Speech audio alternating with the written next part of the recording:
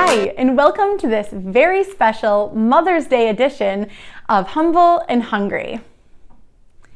First things first, if you are a mom, a stepmom, a foster mom, if you're a grandmother, an aunt, if you are a mentor, or anyone who's filling that role of a mother in someone's life, thank you so much for all you do.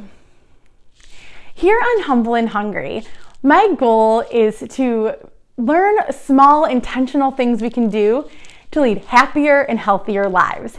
If you've watched an episode before, you've surely heard me say that before, because that's really what I want to do. Find small ways we can help ourselves and help others lead happier lives. And that's so important on any holiday, but certainly Mother's Day, when people we know and love are celebrating, but others may be going through a really challenging time. So today, I want to explore that a little bit, learn about how we can maybe help people who this is a tough day for, and really be able to apply some useful steps throughout this Mother's Day weekend. I certainly can't do all of this myself. So I've done a little bit of research, and I've called in two really wonderful women who are going to share their stories and their perspectives with us a little bit. Before we dig in too far, I should tell you a little bit about why this topic is so important to me. I had about a 2-year-long infertility journey. At the start, I didn't really think I'd ever have the opportunity to be a mom, and really the whole way through found it really hard to believe that I was going to conquer this battle. And I got there. I now have a nearly 2-year-old son who's just makes me happy every day. But I so genuinely understand how fortunate I am for that opportunity. I really identify with people who are in pain and longing to be moms, and I really, really feel that still. When I go back to it, I just instantly wish I could take it from people because it's hard, and that's not the only situation people are in around Mother's Day. So that's my personal experience, but I know I have friends and loved ones that are in all different situations. So I also want to make this day better for them. So there's people that have lost their moms. There are women who have lost their children. There are people who, of course, have had tough battles, are estranged from their families or mothers, and a variety of different things. So I think we should learn about that together and learn how to handle recognizing this day for our loved ones that we want to pay special attention to.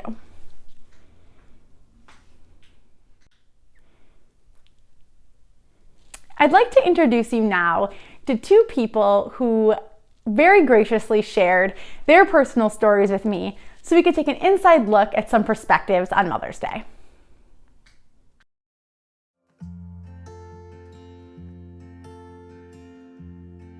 I'm Kaitlin from Fort Mill, South Carolina. Mother's Day is very special to me. I love to celebrate my mom on this day. I'm so grateful that I had the opportunity to be a mom to my sweet, almost 2-year-old son. And I think it's just an important day for women to celebrate each other, no matter where they are in the motherhood journey. I know that some journeys are different than others, and we should just all celebrate each other. And it's just a great day to be grateful. Cait Zulewski. I am a good friend of Emily's, and Mother's Day, for a lot of women, it's a really special day. I am so fortunate. I have twin girls who are almost 8, and they are the sweetest, funniest little wild animals, and they're the lights of my life. But I think the purpose of this episode is to talk about how Mother's Day can be complicated for a lot of people and a lot of women. And I lost my mother to cancer when I was 26. And so that was 13 years ago. And so for me, Mother's Day is a day that's filled with very complex and very deep emotions that really run the gamut from the joy and the fun of my own kids, as well as that very deep hurt of missing my own mother. So another reason for me for many years that Mother's Day was very challenging, and again, I say this now with the backdrop of I have beautiful twin girls who are almost 8, But for 4 years, my husband and I struggled to get pregnant. So for what felt like very long years of my life, I wanted to be a mother. I was still grieving the loss of my own mother. And so for like I said, for 4 years, Mother's Day was an untouchable day for me, right? Like it was a day filled with grief over what I was missing, what I didn't have yet, what I had lost. And that's not the way I like to live my life, but there really was that one day a year when I would just kind of wallow in my own, I would say, grief. Because when a woman is struggling with infertility and Mother's Day comes up, I feel like that more than anything, more than the constant baby showers that you go to for your friends and, you know, the wonderful joyous births that you're celebrating with the other women in your life that you love, I just feel like Mother's Day, it is just so, it's really hammered home a lot.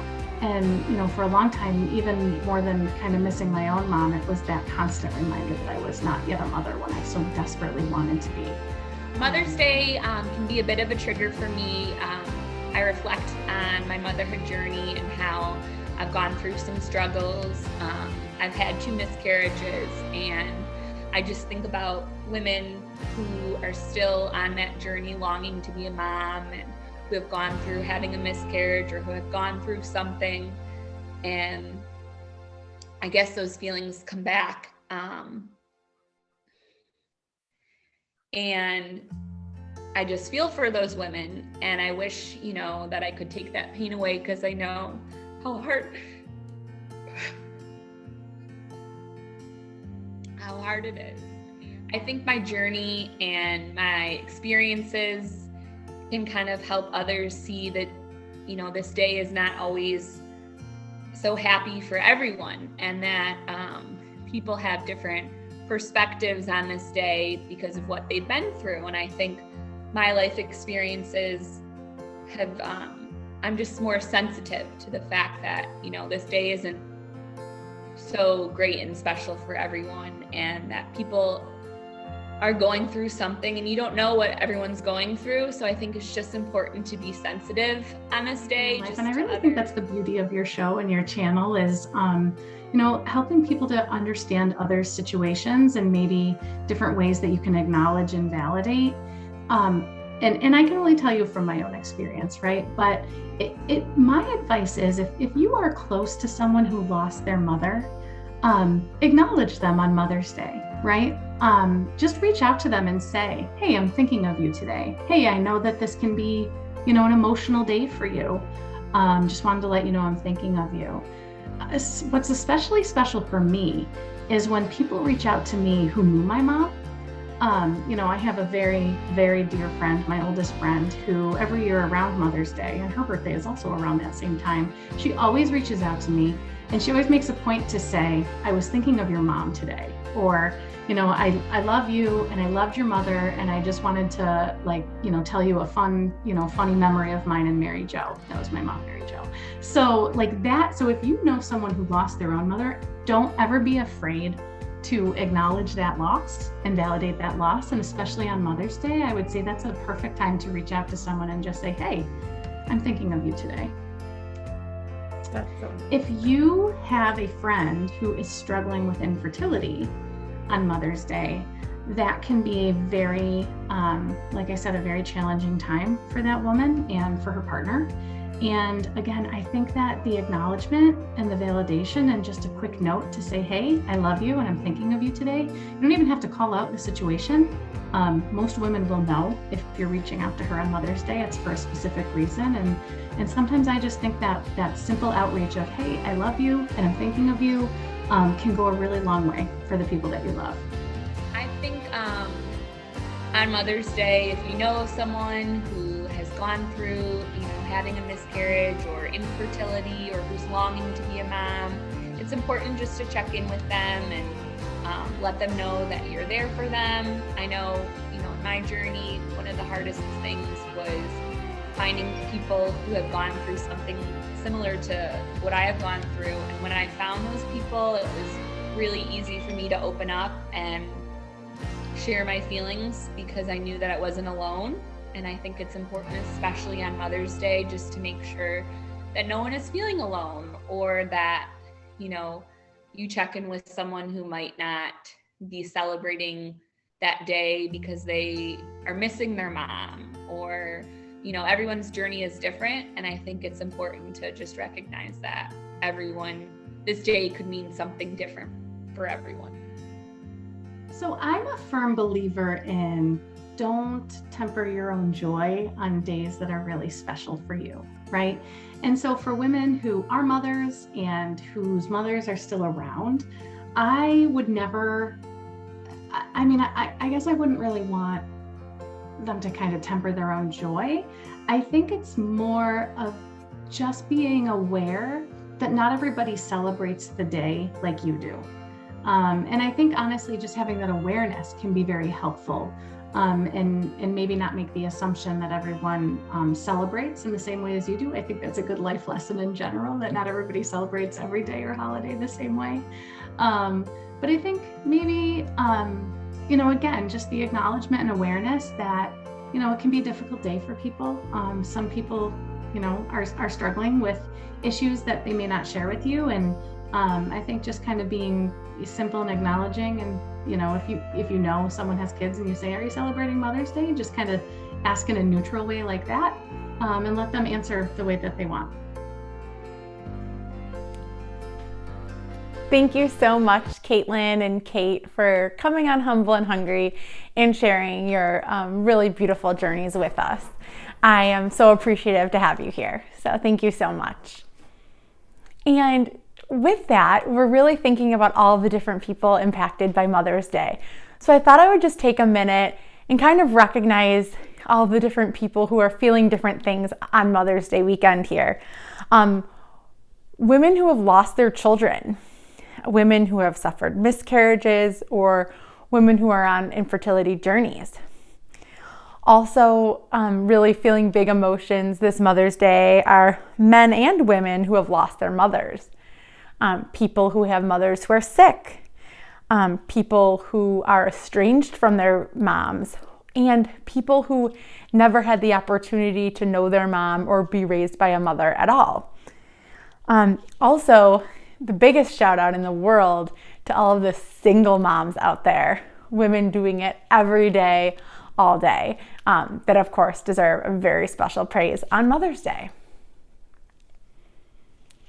If you find yourself having a hard time on Mother's Day, I first and foremost am not going to tell you not to feel all of those feelings. You need to do what you need to do to get through a day that is challenging. So number one, feel your feelings. Number two, if you know you're going to have a hard day and you have someone who you can reach out to for support, let them know and give them a heads up so you have that team behind you. Along those same lines, plan ahead. If you know there's something you really enjoy doing, or maybe a special way you can honor Mother's Day, or that those solemn feelings you're having, plan ahead and schedule something that you know you'll feel good about.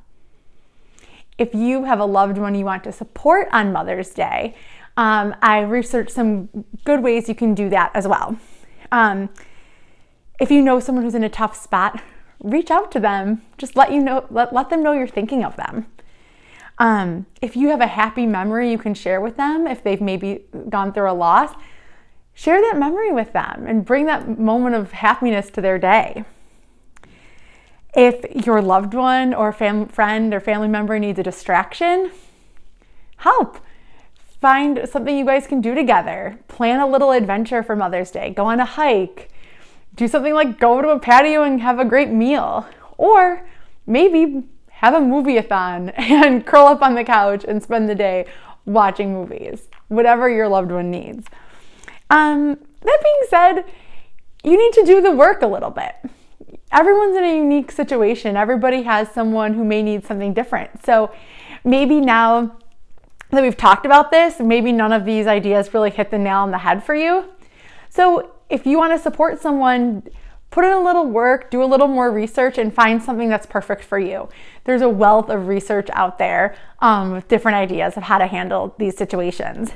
And One thing I do want to share is don't ignore this day. If it feels awkward or tough to acknowledge and someone who you really love is impacted by it, take the time to think about how to do it best, but make sure you share the love with them that they need on this Mother's Day.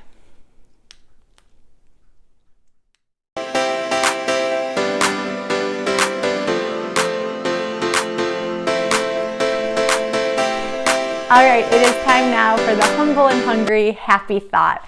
And on Mother's Day weekend, my happy thought, of course, has to be a shout out to all of my favorite moms out there. First and foremost, the best mom in the world, my mom, who I love so, so much.